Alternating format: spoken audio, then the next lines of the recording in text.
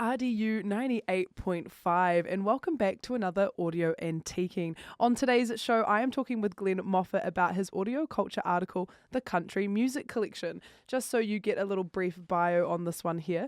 Country music was a perfect fit for New Zealand when it arrived in the late 1920s. The population was more rural than metropolitan, and working on farms was more common than working in factories. Despite New Zealand's physical isolation, efficient shipping meant people could keep up with the musical innovations from Britain and the United States. Glenn, how are you feeling? Very well, thank you. Yeah.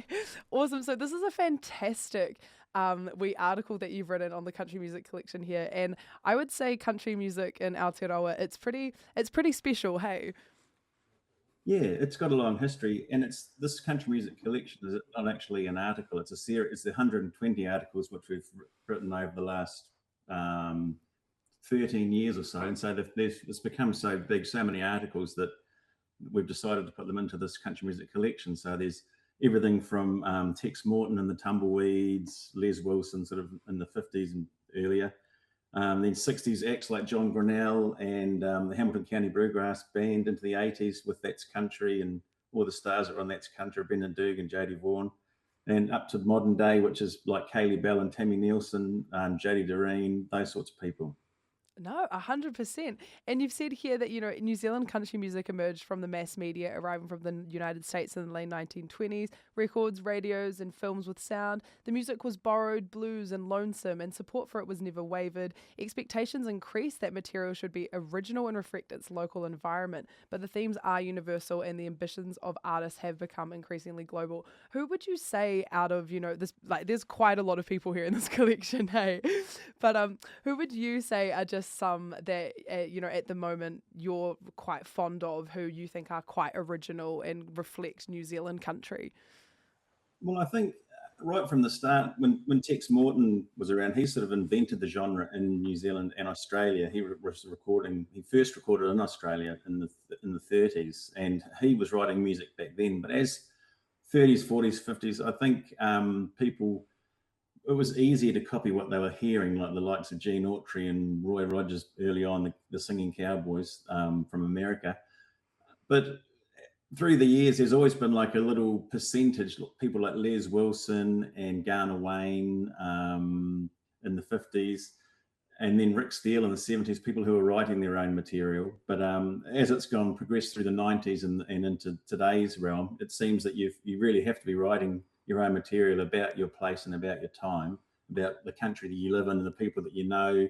It relates a lot better to an audience, I think, these days. So, and you take them more seriously. The Waratahs are in there, of course, as well. Mm. They were sort of instrumental in cementing that fact that songs are about themselves and their place and their time. Songs like that mention Taranaki and well, I've drawn a blank now, but all the New Zealand place names throughout songs, it's much more prevalent now than it used to be. No, definitely. I mean, you were talking about it briefly before, but Tammy Nielsen, you've got Marlon Williams in here as well, Mel Parsons.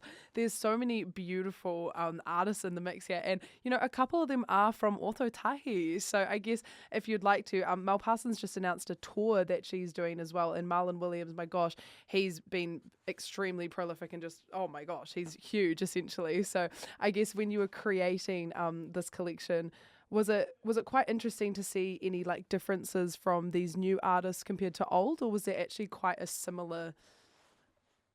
I think a lot of them, as we progress through the years, there's a lot of the artists of today who have got some sort of inspiration from New Zealand artists that have gone before them. Whereas in the 50s and 60s and 70s, the artists that New Zealanders were being inspired by were American artists that they heard on the radio or that they saw on television singing songs of about all about America, Mm. um, Busted Flat in Baton Rouge, and those sort of those sort of lyrics. So I think today's artists are more sure of themselves because there has been something to build upon, like the Waratahs, like going back to even Al Hunter, who was an Auckland artist of the 80s and 90s that came slightly after the Waratahs, but he sort of inspired an Auckland group of people as well that they could do it by singing about themselves.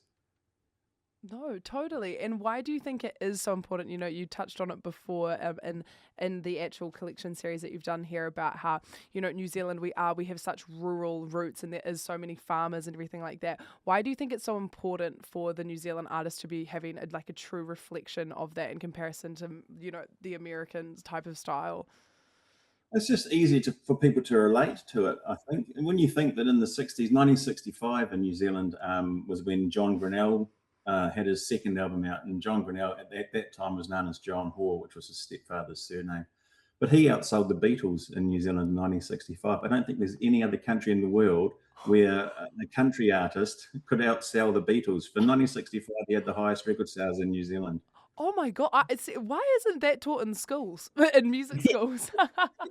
Exactly. The irony, the songs on that album, Encore, John Hoare, are all American songs, and all it's just his interpretation of these American songs. But it just hit a chord because he was doing a lot of touring. He was on Joe Brown Records, and he was going around a lot of rural areas, and the rural people, and it's still the case today. I think there's in the 90s, New Zealand country music had a really dark period because there was a big Mm, backlash over its country, and right. there was no radio for New Zealand artists to go on, no television for country artists to go on, and there was no internet or anything like that. So to get out into the world, you had to be on the radio or TV to tour. If you went out Yeah. and toured, no one would come and see you because they don't know who you are.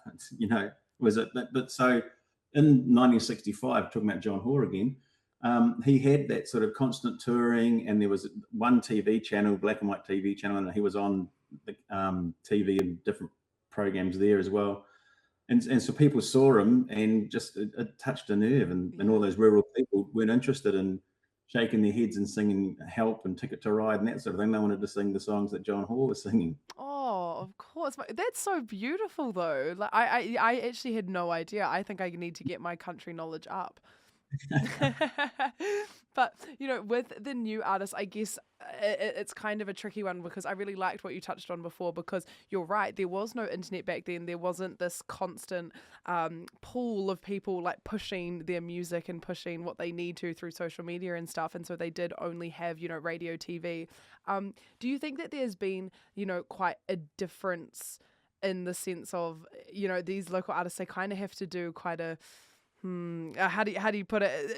It's not shameful, but I think some artists don't like doing it. The whole you've got to stream my music and find me on Instagram, Facebook. Do you think it? Do you think a lot of the newer artists are quite for that, or do they still keep that country root of like, hey, if I touch a nerve, I touch a nerve. I'm just gonna sit here. I think you have to a degree be social media savvy, and that's the hard Mm, part. And there's people that haven't got that social media savvy who are probably bedroom musicians who are this fantastic writers and singers, but they just haven't got that front that some people have got. But it's a difficult balance to make. It when you think someone like Kaylee Bell is hugely successful, and she's managed to do it. Um, she had a song that went viral called Keith, about Keith Urban, who's yes. a Whangarei boy. He was born in Whangarei and moved to Australia when he was 8.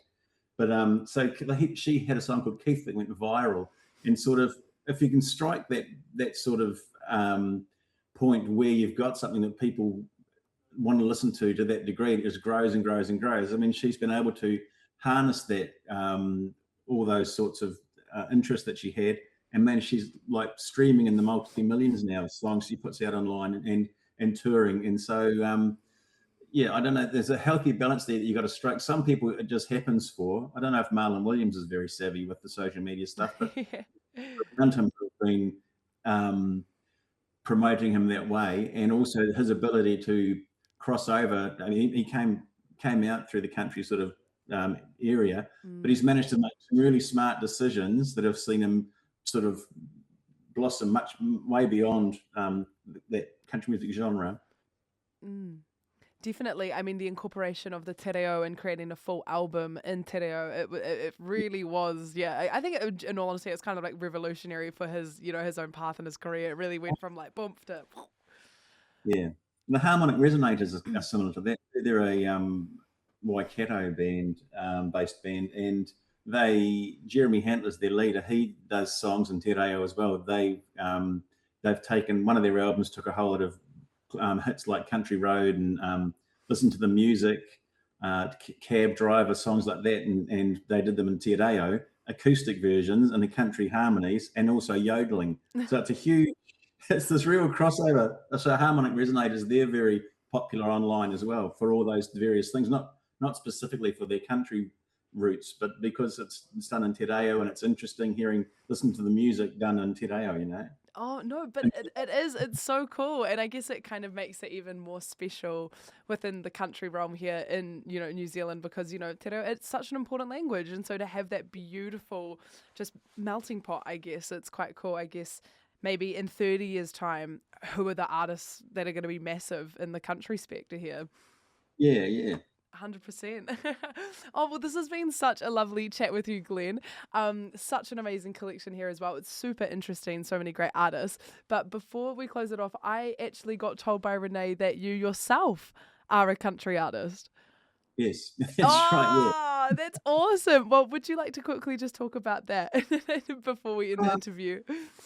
Well, I was talking about the sort of the 90s in New Zealand country music, and I was in that sort of area with Kylie Harris, Camille Tenahu, and Donna Dean, Al Hunter, where we were sort of banging our heads against the wall because we couldn't get any sort of video funding or radio airplay because if you're not on radio, we can't put you on the TV. Oh, you're not on TV, we can't have you on the radio. So then you can't tour because there's no one knows who you are. But I just banged my head against the wall for about 10 years and did 3 albums in New Zealand in the 90s. Had a little bit of success with the first one, which was called Somewhere in New Zealand Tonight. And yeah. Oh, that's beautiful. Well, RDU listeners, you know what to do. You've got to go stream all them. Yes. They do because, hey, we've got you on the radio now. But it is hard for funding. I mean, even nowadays, it's quite hard as well. Oh, yeah. But now you've got the internet and social media. Not that I'm that savvy with that, but I think if I'd come up with that being there at the same time, I might have been able to cotton on to that sort of area. But yeah. No. I mean, Paley Bell's got something like, I think it's, I don't know, then hundreds of thousands of monthly listeners or something. I've got 18. Yeah. Something like that. But you know what? Hey, that's still 18 people that go, I like to listen to Glen Moffatt. So, hey, it's better than none. Oh, well, Glen, this has been such a beautifully heartfelt interview. Thank you so much for jumping on the show this morning. No worries. Oh, wicked. Great. No, I'm so glad. RDU 98.5. That has been another audio antiquing, a very heartfelt one today. We are talking about the country music collection on AudioCulture, which was written by Glen Moffatt. And yeah, it's a beautiful series. And if you scroll, you are scrolling for a hot wee while, which is good because that means there's lots of beautiful artists. And also, super importantly, please go stream Glen Moffatt as well because we like supporting local. Let's make it 18 streams to 1,800,000. Let's skyrocket it. But no, thank you guys. Thank you so much. Thank you, Glen. Thank you, AudioCulture. I can't wait for the next one. Ka kite.